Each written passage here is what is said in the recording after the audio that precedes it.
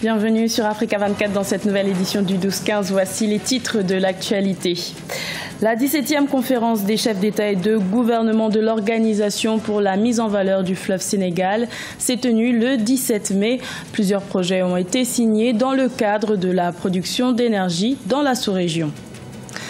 Les experts d'Afrique de l'Ouest étaient réunis les 16 et 17 mai à Ouagadougou pour s'entretenir sur l'économie sous-régionale de la CEDEAO. Une rencontre pour convaincre les pays hésitants à adhérer aux tarifs extérieurs communs. Le premier forum africain sur la traite négrière s'est ouvert le 17 mai à Libreville au Gabon. Le Gabon est le premier pays d'Afrique subsaharienne à organiser une telle rencontre. Mais tout d'abord, en République démocratique du Congo, les autorités ont annoncé le 18 mai l'ouverture d'une commission d'enquête censée élucider les circonstances de l'attaque nocturne qui a visé le 17 mai la prison de Makala à Kinshasa. Le nombre officiel de détenus qui se seraient évadés reste encore à être déterminé, mais il serait probablement des milliers selon diverses sources. La police congolaise a appelé la population à dénoncer la présence éventuelle de détenus évadés dans leur voisinage. La Guinée a abrité le 17 mai la 17e conférence des chefs d'État et de gouvernement de l'Organisation pour la mise en valeur du fleuve Sénégal. Le Mali, la Guinée, la Mauritanie et le Sénégal ont signé plusieurs projets pour optimiser la production d'énergie dans la sous-région. Reportage de notre correspondant Emmanuel Milimono. À cheval entre la Guinée, le Mali, le Sénégal et la Mauritanie, le fleuve Sénégal est à la fois une source d'approvisionnement en eau potable, mais aussi d'énergie et d'aménagement agricole. Les nouveaux défis sont en termes de facilitation de la navigabilité sur le fleuve afin de renforcer les échanges commerciaux entre les 4 pays. C'est ce qui a motivé la rencontre ce mercredi 17 mai 2017 des 4 chefs d'État des pays de l'Organisation pour la mise en valeur du fleuve Sénégal. La navigabilité du fleuve Sénégal de Saint-Louis du Sénégal à Mbidili au Mali attend jusque-là d'être concrétisée. L'OMVS est devenu au fil des ans un véritable instrument d'intégration forgé et consolidé par la réalisation d'ouvrages communs. Plusieurs barrages hydroélectriques ont été construits par l'Organisation pour la mise en valeur du fleuve Sénégal et d'autres sont soit en cours de réalisation, soit en recherche de financement. Pour les chantiers en cours, leur réalisation permettra à l'organisation sous-régionale créée en 1972 d'atteindre une capacité installée de 2000 MW d'électricité. L'énergie a été toujours un secteur dynamique qui a fait l'objet des premiers investissements avec le barrage hydroélectrique de Manantali. Le projet Manantali 2 va renforcer notre capacité d'interconnexion avec d'autres zones de production et de consommation d'électricité. Depuis 43 ans, l'Organisation pour la mise en valeur du fleuve Sénégal s'impose comme un modèle de gestion intégrée des ressources en eau. Au-delà des aménagements effectués dans le domaine agricole, l'OMVS est une véritable source d'énergie hydroélectrique pour ses pays membres et un moyen potentiel de renforcement des échanges commerciaux.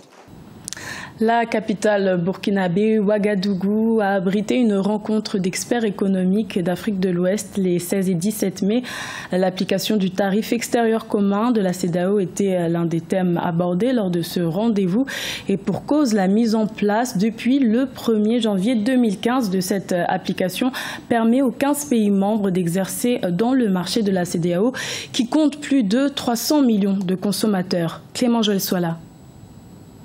L'application du tarif extérieur commun entré en vigueur le 1er janvier 2015 dans l'espace CEDEAO rencontre des difficultés. Si seulement 9 des 15 États de la communauté économique des États de l'Afrique de l'Ouest l'appliquent déjà, la plupart d'entre eux craignent son incidence sur les producteurs et les consommateurs domestiques. Des experts économiques des différents pays membres de l'espace communautaire, réunis à Ouagadougou les 16 et 17 mai 2017, ont discuté de ces questions pour une meilleure intégration économique dans l'espace. C'est une réunion qui va permettre de faire le point, de voir quels sont les problèmes que nous rencontrons dans la mise en œuvre effective donc, de ce tarif extérieur commun-là.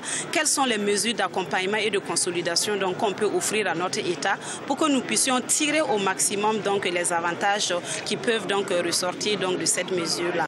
Les échanges de Ouagadougou ont aussi abordé la question des accords de partenariat économique des pays membres de la CEDEAO avec l'Union européenne. Le reproche fait à ces accords reste le même que celui aux tarifs extérieurs communs. La crainte des États est de se voir envahis par les produits européens au détriment des productions locales, d'autant plus que le secteur industriel sous-régional est embryonnaire.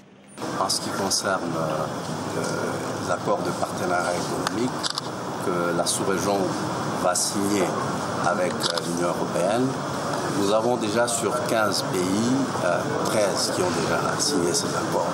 Pour que ces accords entrent en vigueur, il nous faut non seulement que les 15 pays puissent signer, mais aussi qu'il y ait 2 tiers des pays qui ont ratifié ces accords-là. Au niveau du tarif extérieur commun, comme des accords de partenariat économique avec l'Union européenne, le consensus reste difficile à trouver. Cela s'explique en partie par la disparité des niveaux économiques des différents États. La rencontre de Ouagadougou a été l'occasion pour les experts des différents pays de s'accorder sur les conditions d'application effective de ces accords. C'est une première en Afrique subsaharienne. Le Gabon accueille du 17 au 19 mai un forum africain sur la traite négrière. Ce rendez-vous s'inscrit dans le cadre de la décennie internationale des personnes d'ascendance africaine, décrétée par une résolution de l'ONU de 2014. Marcel Farba-Maroun. 11 ans de traite négrière revisitée en Afrique noire. Depuis le mercredi 17 mai 2017, le Gabon accueille le Forum africain sur la traite négrière. Et pour l'occasion, les habitants de Libreville ont ouvert leurs portes aux descendants d'esclaves venus dans la capitale gabonaise pour célébrer cet événement culturel, la première édition en son genre. Un moment chargé d'émotions. Les Noirs qui ont subi l'esclavage n'ont jamais été indemnisés. Le continent africain qui a été spolié n'a jamais été indemnisé. Le ministre en charge de la culture que je suis portera au Gabon cette initiative pour que l'esclavage et la colonisation soient reconnus comme des crimes contre l'humanité. Ce colloque s'inscrit dans le cadre de la décennie internationale des personnes d'ascendance africaine, décrétée par une résolution des Nations Unies en 2014. Depuis cette date, le Gabon est devenu le premier pays d'Afrique noire à organiser une telle rencontre. Celle-ci réunit des Africains, mais aussi des descendants d'esclaves à la quête de leurs origines. Il faut que l'on reconnaisse ce qui s'est passé. Il faut maintenant que l'on prenne en compte nos droits pour que nous ne soyons plus la dernière roue de la charrette, la roue qui permet aux autres d'avancer pendant que nous, nos droits sont toujours bafoués. Le premier colloque sur la traite négrière a pris fin ce vendredi 19 mai 2017. Et d'après ses organisateurs, Libreville pourrait offrir la nationalité gabonaise aux afro-descendants qui le souhaitent. Au Niger, la capitale Niamey a accueilli les 16 et 17 mai une foire sur le financement de l'agriculture. Un rendez-vous important pour le pays puisque le secteur agricole représenterait environ 35% du produit intérieur brut national et emploierait près de 85% de la population active. Reportage de notre correspondant Sadou Alizé Mokhtar. Un réseau pour promouvoir l'entrepreneuriat agricole au Niger, dénommé AgriProFocus. Ce réseau multi-acteurs met en relation depuis 2009 l'agribusiness et le développement. Entrepreneurs agricoles du secteur privé, gouvernement, organisations paysannes sont ainsi regroupés au sein de ce forum. AgriProFocus s'attelle à faciliter la coordination de ces acteurs pour favoriser la création et le développement d'entreprises agricoles modernes. Quand on avait commencé à parler de l'entrepreneuriat agricole en 2009-2010, les gens nous disaient mais c'est au Niger, c'est un pays où l'autosuffisance alimentaire n'est même pas garantie. Comment vous pouvez parler d'entrepreneuriat agricole? Mais nous on y croyait, on a dit que le pays est à 80%, 90% agricole. Le Niger tire sa ressource du secteur agricole, il faut qu'ensemble on puisse doter ce secteur agricole-là du potentiel pour qu'il puisse nourrir son homme, pour qu'il puisse faire de l'agriculture une activité professionnelle dans laquelle l'entrepreneur, l'agriculteur est fier de faire sa profession. Au Niger, le financement du secteur agricole reste une préoccupation malgré la place qu'elle occupe dans l'économie du pays.